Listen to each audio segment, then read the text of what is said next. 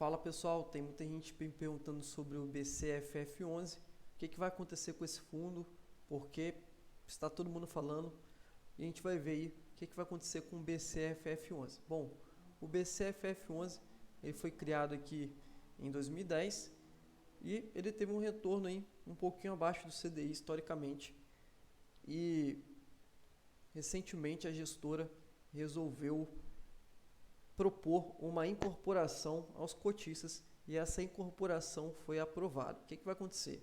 O BCFF11 vai ser incorporado ao portfólio do BTHF11. BTHF11 é um fundo que ainda não negocia na bolsa. Ele vai ser negociado provavelmente no dia 18 de novembro, segundo a previsão do BTG. E os cotistas de BCFF11 que permanecerem com as cotas receberão BTHF11. Então, se você tinha a cota de BCFF11 no dia 18/10, que será o último dia de negociação, você receberá no dia 18/11, talvez um pouco depois ou um pouco antes, é uma previsão do BTG, o BTHF11, que será o hedge fund do BTG, e esse fundo ele já vai nascer bilionário, porque ele vai incorporar o patrimônio líquido do BCFF11. Então, a gestão elencou uma série de vantagens que são estimadas para os cotistas, como redução da taxa de administração, maior diversificação, entre outras vantagens, mas aqui eu vou explicar o que vai acontecer com o BCFF11 e pode ser que em outro momento eu fale também das vantagens, mas isso já foi discutido anteriormente. É mais aqui para poder explicar o que vai acontecer neste momento com o fundo. Então, aqui é a proporção que foi aprovada. Então, a razão de troca foi de 0,8.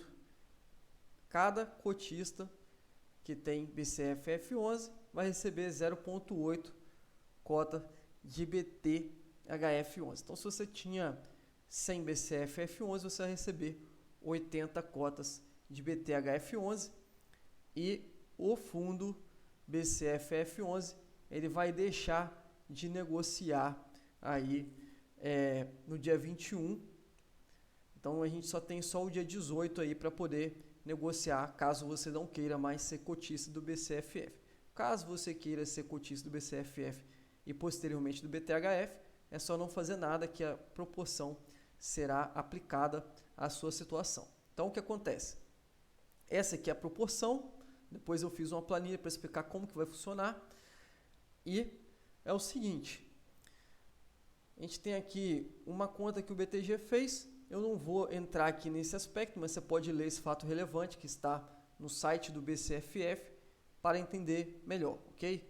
Então, vai ter essa transformação aqui de BCFF em BTHF, e como que vai ser?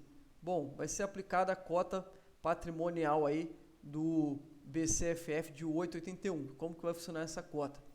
O cotista ele vai receber uma amortização que é estimada em 57 centavos, porém pode ser que tenha um IR recolhido. Então, se o seu preço médio é abaixo aí de 8,81, vai ser aplicado um imposto de renda sobre esse 0,57, que é a amortização, e você vai receber outro valor, como 40 centavos por cota, 35 centavos por cota, ou 53 centavos por cota. Isso aqui vai depender aí exclusivamente do seu preço médio. Vai ter também a questão dos rendimentos, né? Um rendimento aí que já vai ser, que foi pago agora no dia 14, e outro que vai ser pago no dia 25, com datacom aí 18/10. Então, esse rendimento aqui, ele vai ser pago no dia 18/10 e é o rendimento de novembro. Ele foi antecipado de forma extraordinária para o cotista. E aqui também é a questão aí da cota líquida do BCFF no valor de 8,10. Isso aqui é já incorporando esses outros valores aqui, que vai chegar no valor financeiro de 8,81. Então essa aqui é a cota patrimonial do BCFF11 e houve uma redução aí de 9,32 ou 33 para 8,81 e o BTG justificou que foi por causa da queda do IFIX. Então, vamos supor aí que o cotista tem 100 cotas, ele vai receber 80 cotas aí do BTHF11 ele vai receber também esses dois rendimentos e também essa amortização aqui, que pode ser de 57 ou pode ser um valor mais baixo, depende aí do imposto de renda. E quem vai recolher esse imposto de renda da amortização vai ser o administrador, o BTG, e vai ser através do seu preço médio. Então você tem que mandar o seu preço médio para o site do BTG a partir de segunda-feira, dia 21 de outubro, para poder o BTG fazer o cálculo aí do imposto a ser recolhido e mandar depois a questão aí da amortização. Então, essa aqui é a cota patrimonial e como que será feito aí o pagamento dos rendimentos e da amortização. E aí o que acontece? É justamente a explicação aí de como que vai funcionar a conversão. O BTHF hoje é um fundo cetipado e ele vai negociar na bolsa, e o portfólio do BTHF ele vai ser o portfólio do BCFF mais o portfólio do BTHF que negociava anteriormente. Aqui o BTG fala sobre o imposto de renda e preço médio, e é importante você declarar o seu preço médio para o BTG para que o cálculo do imposto seja feito de forma correta. E a transação do BCFF mais BTHF pode gerar algumas vantagens aos cotistas. Na minha visão, as principais vantagens são taxa de administração e gestão de 1,25 para 1,10. Então, eu acho interessante, obviamente, a redução das taxas.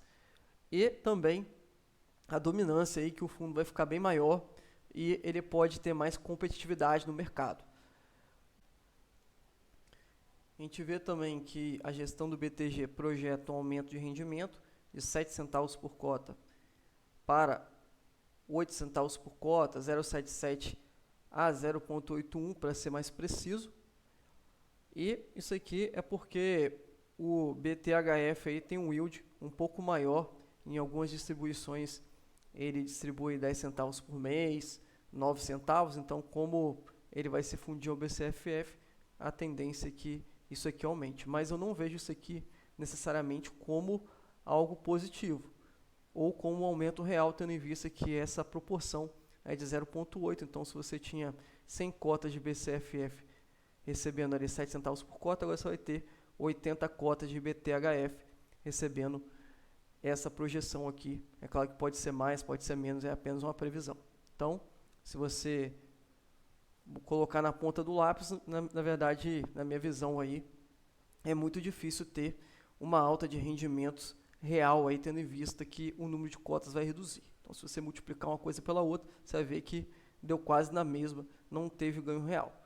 E o potencial ganho de capital aí em relação ao preço da cota no mercado. Então, hoje a cota negocia aí a 7,46, quando foi feita essa apresentação que era 7,54, e ela vai ser incorporada pela cota patrimonial de 8,81.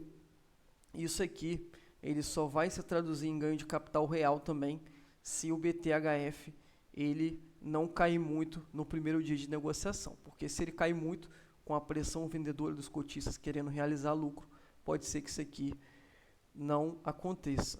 Então é muito importante também que o cotista entenda que vai depender do primeiro dia de negociação do BTHF11.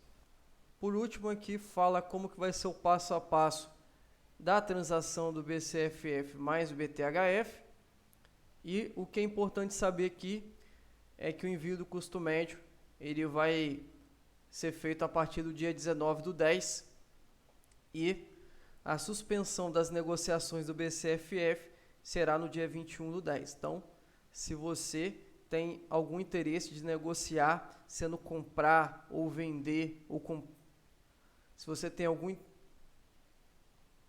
E aqui é o passo a passo da transação do BCFF mais BTHF11, e o que é importante saber aqui é que o envio do custo médio para quem decidir manter as cotas vai ser no dia 19/10/2024 e vai ter uma janela para você enviar esse custo médio. A suspensão das negociações será no dia 21/10/2024, então amanhã, ou para quem está assistindo na sexta-feira, dia 18, é o último dia de negociação do BCFF, tanto para compra quanto para venda. E no dia 13/11, a previsão do BTG é que você receba as cotas aí de BTHF11 e o BTHF11 será negociado em bolsa dia 18/11/2024. Então, essa é a transação. Pode ser que no dia 18/11 o BTHF11 caia, porque muitos investidores entraram nessa operação, pode ser que eles queiram realizar lucro. Então, dependendo aí da cotação do BTHF11, você vai ter lucro com essa operação ou não. Então, se o BTHF11 subir ou se ele mantiver na cotação patrimonial de 10 e 13, provavelmente essa operação vai ser positiva para o fundo. Agora, se o BTHF cair de forma significativa, tendo um desconto parecido com outros hedge funds que negociam com 10%, 12% de desconto no mercado hoje, aí pode ser que a transação não gere valor, até mesmo gere prejuízo, não tem como saber, porque isso aqui depende exclusivamente da cotação no dia 18 ou para quem negociar nos outros dias posteriores ao dia 18. Então, essa é a operação que vai ocorrer com o BCFF. Então, no dia 18/10 será o último dia de negociação desse fundo da bolsa.